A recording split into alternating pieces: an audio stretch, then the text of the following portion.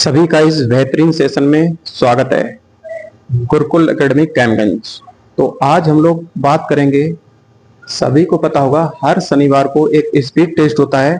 तो इस बार speed test जो हुआ था वो साधारण ब्याज और चक्रवृद्धि ब्याज का हुआ था। तो इस बार बच्चों को, जो नए बच्चे हैं, उनको सामने बहुत सारी समस्याएं आई हैं। तो उन्हीं समस्याओं के समाधान को लेकर हम आज आए हैं आपके सामने। तो अगर हम बात करें कि साधारण ब्याज होता क्या है, सबसे पहले आपको उसका बिल्कुल बेसिक सीखना है कि साधारण ब्याज होता क्या है। सबसे पहले क्या करना है, आपको ये कुछ नोट पॉइंट याद होने चाहिए। जैसे साधारण ब्याज जो होता है, इसका एक सूत्र होता है PRT/100। ठीक है, यहाँ पे SI जो होगा वो क्या होगा, साधारण ब्याज होगा। P जो होगा, जो हम लोग धन लेते हैं वो आपका मूलधन या P कहलाता है। और R दर होती है जो परसेंट में दी जाती है, वह हमेशा आपकी R या दर कहलाती है। और उसमें आपका टाइम दिया था, ठीक है, टाइम है, इसका हम हिंदी में कहेंगे उसको समय है। तो ये इसका मेन फार्मूला है SI बराबर PRT/100। अगर हम लोग शॉर्ट ट्रिक्स लगाते हैं साधारण ब्याज निकालने के लिए, तो हम लोग इस वाले फार्मूले को यूज करेंगे कि साधारण ब्याज क्या होता है, हमेशा R गुणे T होता है। लेकिन यहाँ पे जो मूलधन माना गया वो कितना माना गया, हमेशा 100 माना जाएगा। अपना मूलधन एक तरफ, दिए गए सवाल का मूलधन एक तरफ, तुलना कर लेंगे, आराम से सवाल का जवाब आ जाएगा। अगर हम बात करें मिश्र धन क्या होता है, मिश्र धन क्या होता है, शॉर्ट ट्रिक में देखेंगे तो जो मूलधन हमने माना है वो कितना माना है, 100। और आपका जो ब्याज होगा R गुणे T, अगर आप ब्याज और 100 में इसको प्लस कर देते हो तो ये आपका क्या बन जाता है, मिश्र धन बन जाता है।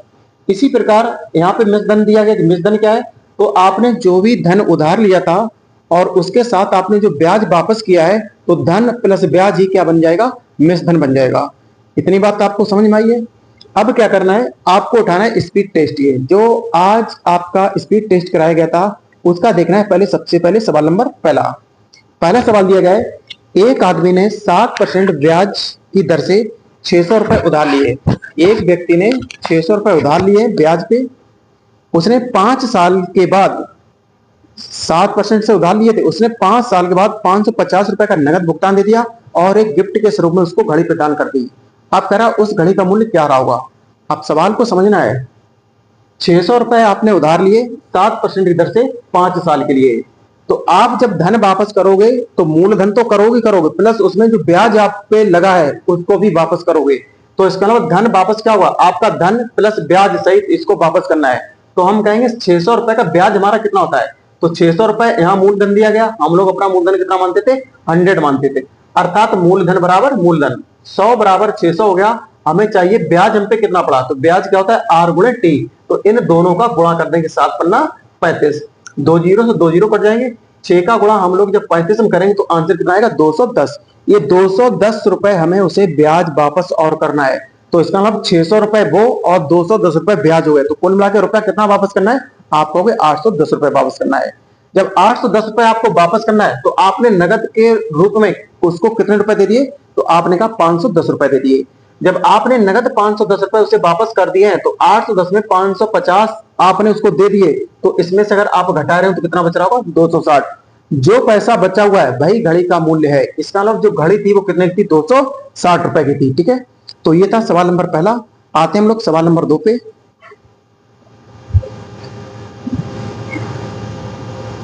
सवाल नंबर 2 आपका कहता है, कोई धन साधारण ब्याज की दर से 50 वर्ष में दुगना हो जाता है तो ब्याज की दर क्या होगी।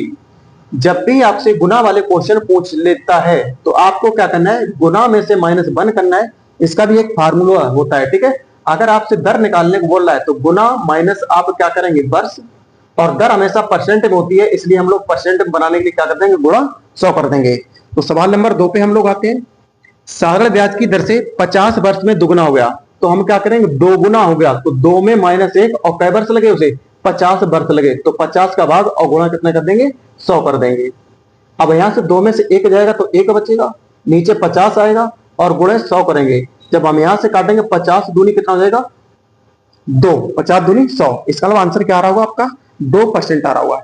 ठीक है, तो आपको फार्मूले सारे साधारण ब्याज के अगर पता होते हैं तो आपके लिए चैप्टर लगाना बहुत ही आसान है। और आपको अगर चीजें बेसिक पता ही नहीं, जैसे नए बच्चे आते हैं उनको बेसिक चीजें नहीं पता है तो समस्याएं ये प्रकट होंगी। समस्याओं से भागना नहीं है, बस क्लास में बैठ के इन चीजों को समझना है कि अगर ये वाला चैप्टर स्टार्ट हुआ है तो इसके सारे नियम्स क्या हैं, इसके फार्मूले क्या हैं। इसके बाद जो क्वेश्चन आता है उस क्वेश्चन को हम लोग किस तरीके से सॉल्व करते हैं, वो आपको चीजें समझनी है, जो भी नए बच्चे हैं। ठीक है, तो हिम्मत अभी नहीं हारनी है, फिलहाल अभी तुम लोग शुरुआत कर रहे हो। तो आते हैं हम लोग सवाल नंबर 3 पे। सवाल नंबर 3 कह रहा है कोई धन साधारण ब्याज से 4 वर्ष में 372, कह रहा साधारण ब्याज की दर से कोई धन जो था 4 वर्ष में 372 हो गया, 372 हो जाता है, और 6 वर्ष में 408 हो जाता है, 6 वर्ष में 408 हो जाता है। तो कह रहा वह धन तथा ब्याज दर क्या थी, तो कह रहा वो धन क्या था और वो दर क्या थी। आपसे दोनों क्वेश्चन पूछे गए, दर और धन के रूप में। ऐसा क्वेश्चन जब भी आ जाए तो आपको क्या करना है, दोनों तरफ का अंतर लेना है। 4 और 6 में हम लोग डिफरेंस लेंगे तो कितना आ जाएगा, तो आप कहेंगे 2 आ जाएगा। इस साइड डिफरेंस लेंगे तो बड़े में से छोटा घटाना है, 8 में से 2 गया 6 बचेगा, 10 में से 7 गया 3 बचेगा, और 3 में 3 गया तो क्या बचेगा 0। तो हम कहेंगे 2 वर्ष में हमें जो ब्याज मिला है वो कितना मिला है, 36 मिला है। तो हम कहेंगे हमें यहाँ पे कितने साल का ब्याज दिया गया है, 4 साल। 2 साल में अगर 36 रुपए मिलते हैं तो 4 साल में हमें कितने मिलेंगे, क्योंकि साधारण ब्याज जो होता है वो हर साल बराबर मिलता है। 2 में 36 तो 4 में आपके 36 के डबल हो जाएंगे, तो डबल कितने हो जाएंगे आपके, 36 दूनी 72 रुपए हो जाएंगे। अब 4 वर्ष में अगर 72 रुपए आपको ब्याज के रूप में मिला है, और जो था ये 372 क्या था, ये एक प्रकार का मिश्र धन था। और मिश्र धन आपको समझाया गया क्या होता है, धन प्लस ब्याज होता है, धन प्लस ब्याज होता है। इसका मतलब 372 रुपए है, इसमें 72 रुपए तो ब्याज ही जुड़े हुए हैं। अगर 72 रुपए ब्याज जुड़े हुए हैं और अगर ये ब्याज ना लगता तो इसका मतलब तुम्हारे पास जो मूल धन होता वो कितना होता, तो आप कहते गुरु जी 300 रुपए होता। कितना होता, 300 रुपए होता। अब आपके पास दर 300 रुपए आ गए। अब आपसे दूसरा क्वेश्चन क्या पूछा गया है, दर पूछी गई है। तो हम कहेंगे हमें जो ब्याज मिला वो कितना मिला था, क्योंकि दर का फार्मूला आपको क्या करोगे, इसी के हिसाब से उठा के रखो, या तो इस वाले पूरे फार्मूले में उठा के रखो जो जो चीज दी गई है। साधारण ब्याज कितना दिया गया, तो आपको गुरु जी 72 रुपए दिया गया है। ठीक है, 72 बराबर मूलधन कितना भी निकाला आपने, तो आप कहेंगे 300 रुपए निकाला। इसके बाद आपके पास टाइम कितना दिया गया था, तो आप कहोगे टाइम यहाँ पे कैसा साल दिया गया था, 4 साल दिया गया था। आपसे पूछा गया दर क्या है, तो दर नहीं पता है तो आप क्या मानेंगे, उसको आर मान लेंगे। इसके बाद 100 का भाग लगा देंगे, 100 से आपके 100 ये कैंसिल हो जाएंगे। ये हो गया तुम्हारा 4 3 12, और 12 से कितने हो गए 72। तो इसका मतलब जो दर आई होगी आपकी कितने परसेंट आई होगी, 6%। तो धन आपका जो अभी आया था वो 300 रुपए आया था, और दर जो आपकी आई वो कितनी आई है, 6% आई है। तो दोनों चीजों को बहुत वीडियो आराम से देखना है, चीजों को समझना है, कॉपी में एक एक प्रश्न लिख के उसके सॉल्यूशन को नीचे लिखना है, तभी आप गणित सीख सकते हैं। आते हैं हम लोग सवाल नंबर 4 पे।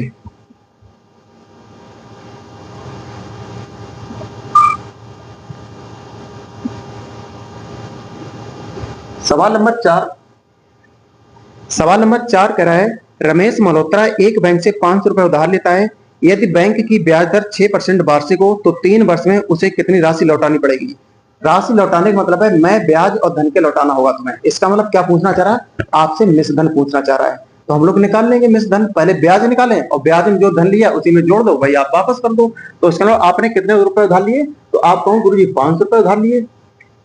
कितने दर से लिए, 6% की दर से लिए, और कितने वर्ष के लिए, 3 वर्ष के लिए उधार दिए। तो ब्याज का फार्मूला क्या था, PRT, तीनों का आपस में गुणा और बटे कितना कर देना है, 100 करना है। तो आपको ये क्या हो गया, ये आपका ब्याज हो गया।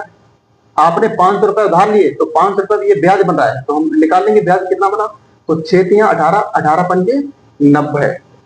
तो कहेंगे ब्याज कितना बना, 90 रुपए। और आपने उधार कितने लिए थे, 500 रुपए, और आपको 90 रुपए और उसे वापस ब्याज वाले देने पड़ेंगे। तो आपको वापस कितना करना होगा, तो आप कहेंगे गुरुजी 590 वापस करना होगा। समझ में आया। तो इस तरीके से हम लोग समझ पा रहे हैं कि अगर आप किसी से धन उधार लेते हो ब्याज पे, तो जब आप वापस करते हो तो मैं ब्याज के आपको वापस करना होता है। जो धन है वो भी जाएगा वापस, और जो ब्याज लगा है वो भी जुड़ के जाएगा। तो ये कहलाता है मिश्र धन।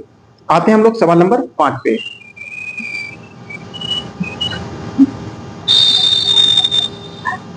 सवाल नंबर 5 आपका कह रहा है 6 रुपए प्रति सैकड़ा वार्षिक दर से। सबसे पहले 6 रुपए सैकड़े पे ब्याज ले रहा है। सैकड़े का मतलब 6 होता है, 6 रुपए ब्याज लिया, सैकड़ा का मतलब 100 पे, 100 रुपए पे 6 ब्याज लेता है। तो इसे अगर हम दर बनाएंगे तो हम कितने को गुणा कर देंगे, तो आप कहोगे 100 कर दोगे। तो 100 से 100 क्या हो जाएगा, कैंसिल। तो हमारी जो दर बनी वो कितने परसेंट बनी, 6%। इसका मतलब जब सैकड़े पे ब्याज लिया जाता है तो जो वो बोलता है वही उसकी क्या होती है, दर। ठीक है, इस तरीके से जो दिया गया था। अब इधर दिया गया है दर 6 है और इसका टाइम उसने कितना ऑलरेडी दे रखा है, 5 वर्ष दे रखा है। ऐसी सभी बच्चे अपने पास रखें, सवाल को बहुत अच्छे से पढ़ें और लिखें, उसके बाद उसका सॉल्यूशन नीचे लिखें। तो आप 6 रुपए सैकड़े पे लिया तो आपकी दर कितनी निकली, 6%। टाइम उसने कितना दे रखा है, 5 वर्ष दे रखा है। मूलधन का मिश्रण 650 होगा। किस मूलधन का, कह रहा कौन सा मूलधन होगा ऐसा ऐसा काम करने से जिसका मिश्रण 650 हो जाए।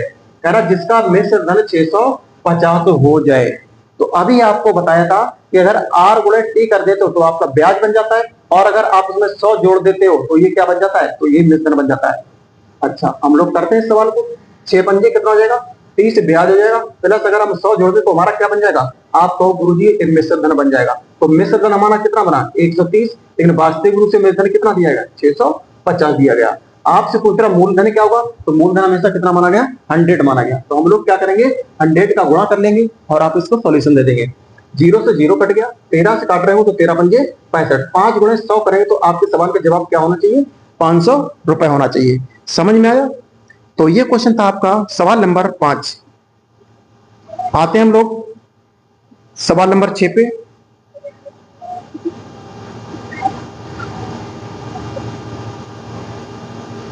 ठीक है, सवाल नंबर 6 नंबर दिया गया किस धन का मतलब कि उसने धन पूछ दिया पहले ही, इसका मतलब मूलधन।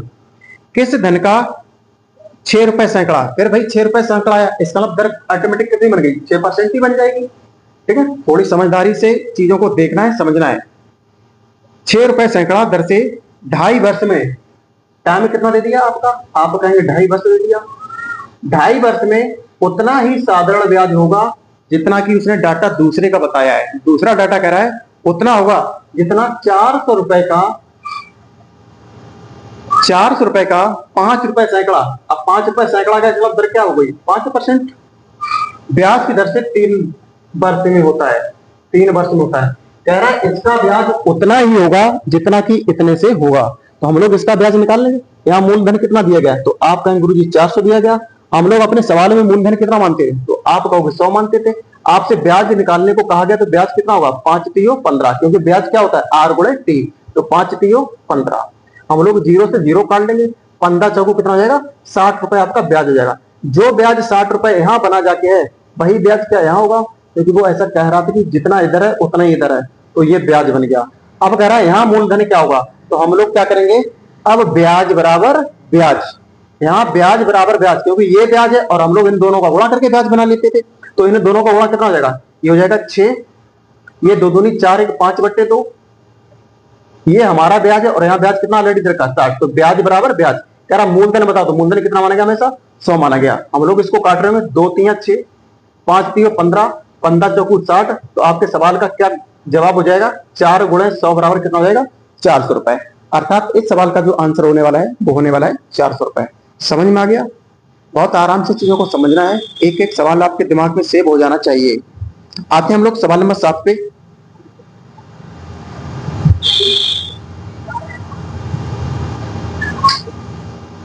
सवाल नंबर 7 आपका दिया गया है 24 रुपए का ब्याज 6 सही 1/4% की दर से। कह रहा है 24 रुपए आपने उधार लिए और इस पे जो दर आपकी लगा दी गई है वो 6 सही 1/4% लगा दी गई है।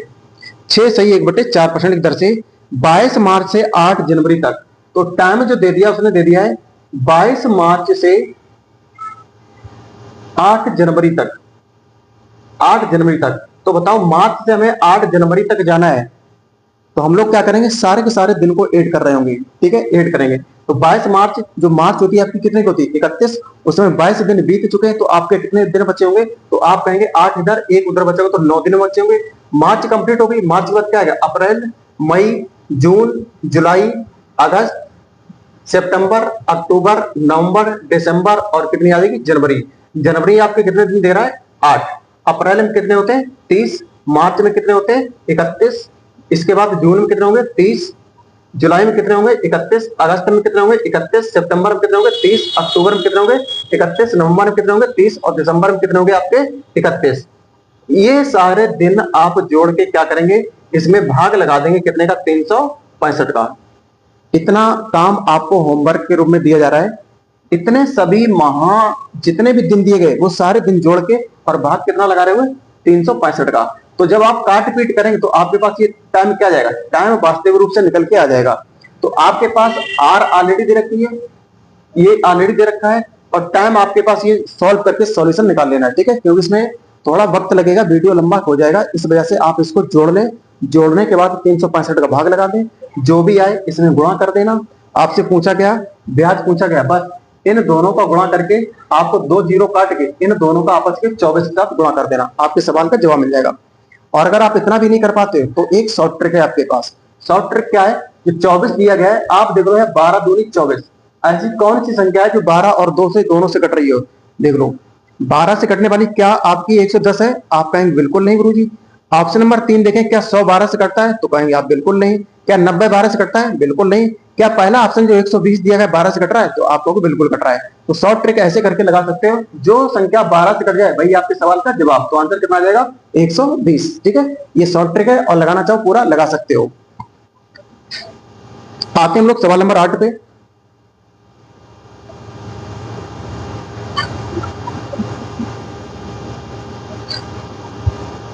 सवाल नंबर 8 आपका दिया गया है, 1 रुपए मासिक ब्याज की दर से, 1 रुपए मासिक, 1 रुपए एक माह में ब्याज पड़ता है। 1 रुपए का मतलब है 1% दर है उसकी, दर से 600 रुपए का 3 वर्ष। तो दर इसकी आपकी कितनी है, आप कहेंगे 1% है, और मूलधन जो है वो कितना है आपका 600 दिया गया है। इसके बाद समय दिया गया 3 वर्ष, 3 वर्ष 4 माह। तो 3 वर्ष में आपके अगर 12 का गुणा करते तो टोटल हमारे 12 का गुणा करने के बाद टोटल माह निकल आएंगे। 3 वर्ष में कितने माह होते हैं, तो आप कहेंगे 36 माह। 36 माह प्लस ये 4 माह, तो आपके कुल कितने माह हो गए, तो आप कहेंगे 40 माह हो गए। तो आपको क्या करना है, 1% की दर से 600 रुपए का 40 महीने का ब्याज निकालना है। एक महीने में 1% लग रहा है, ये दर है और ये आपका क्या है, टाइम है, दोनों का गुणा ही ब्याज होता था। तो लगा लेंगे हम लोग, मूलधन कितना माना गया वैसा अपना 100 माना गया, वास्तविक रूप से कितना दिया गया, आप कहोगे 600 दिया गया। हमसे ब्याज पूछ रहा तो R गुणे T, 40 गुणे 1 करोगे तो कितना हो जाएगा, इतना ही केवल होगा। 100 से 100 कट जाएगा और 6 का गुणा करें 6 चौक 24, एक जीरो चिपका, तो आंसर कितना आने वाला है 240 रुपए। अर्थात क्वेश्चन नंबर 8 का सवाल का जवाब होगा वो आपका सवाल का दूसरा आंसर बिल्कुल सही होगा। समझ पाए हो, एक ये माह पे ले रहा है ब्याज, ये ध्यान रखना, नीचे लिखा हुआ है 1 महीने पे ब्याज चाहिए, वार्षिक वार्षिक नहीं, तो इसमें आप 12 का भाग लगा दो, 12 का भाग नहीं लगाना है क्योंकि मंथली ब्याज चाहिए होगा, वार्षिक नहीं चाहिए होगा। आते हैं हम लोग सवाल नंबर 9 पे।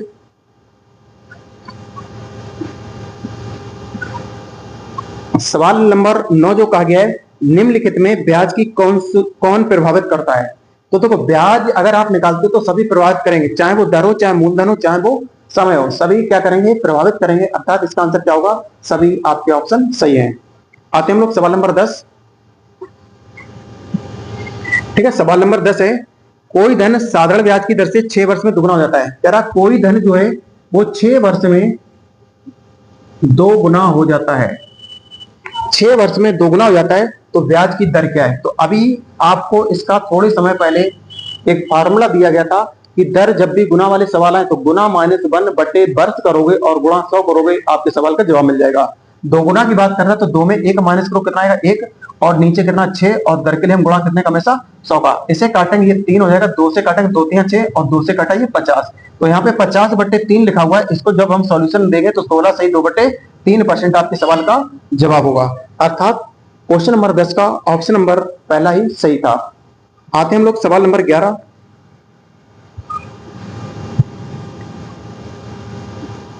ठीक है, सवाल नंबर 11 कहा गया है, 2 बराबर धन 2 बैंकों से 15% की दर से क्रमशः 3.5 वर्ष और 5 वर्ष के लिए जमा किए गए, यदि इनसे प्राप्त ब्याज का अंतर 378 रुपए। अब देखो, दर यहाँ पे जो है वो कितने परसेंट है, 15% है, लेकिन टाइम उसने 2 अलग अलग दे दिए, एक दे दिया 3.5 वर्ष और एक दे दिया आपका 5 वर्ष।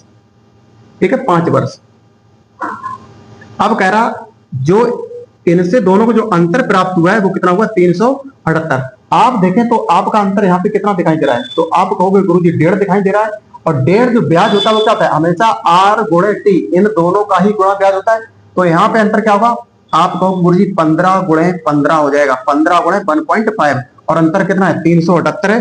और आपसे पूछ रहा मूलधन क्या होगा, तो मूलधन हमेशा कितना होता है 378। आप यहाँ से 15 सीधा काट लेंगे, 5 5 3 15, 5 से काटेंगे 5 दूनी 10, ये 5 से काटेंगे 5 या 15 0.3 और 5 से काटेंगे तो 5 को 20।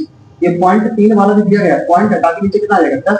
अब ये कितना बन गया 3 इंटू का 9, 9 बनेगा तो यहाँ काटेंगे 9 से कितनी बचेगा 9 चौक 36 और 9 दूनी 18। तो इसका गुणा करके 10 का गुणा और करेंगे तो 4 दूनी 8 और 4 चौक 16 और एक जीरो लगा तो आंसर का जवाब क्या हुआ 1680 रुपए।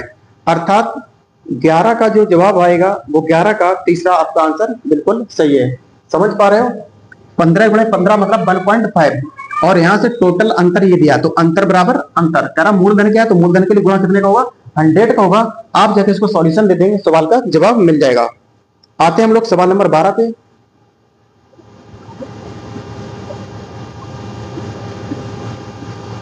सवाल नंबर 12 दिया गया है 800 रुपए का 3 वर्ष का मिश्र धन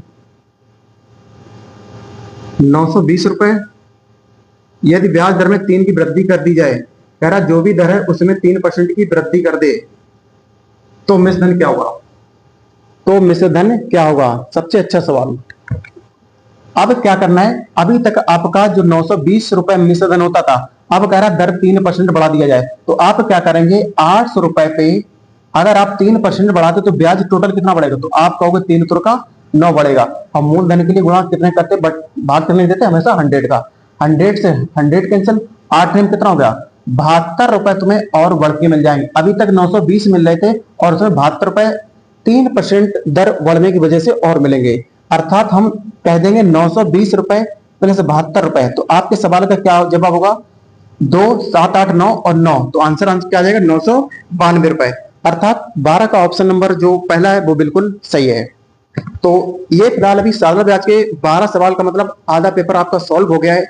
यदि वीडियो आपको अच्छा लगेगा ये तो फिलहाल एक पार्ट इसका भी बनाया गया है, इसके बाद कमेंट में आपको करना है कि दूसरा पार्ट भी चाहिए, तीसरा चाहिए, चौथा चाहिए। अगर आप कमेंट करते हो, वीडियो को लाइक करते हो, चैनल को सब्सक्राइब करते हो तो इसका अगला पार्ट आपका यूट्यूब पे अपलोड कर दिया जाएगा। ठीक है, अगर ये वीडियो आपको अच्छा लगे तो लाइक शेयर और सब्सक्राइब जरूर करें, दोस्तों तक ये वीडियो जरूर पहुंचाएं। ठीक है, मिलते हैं हम लोग नेक्स्ट वीडियो में। धन्यवाद।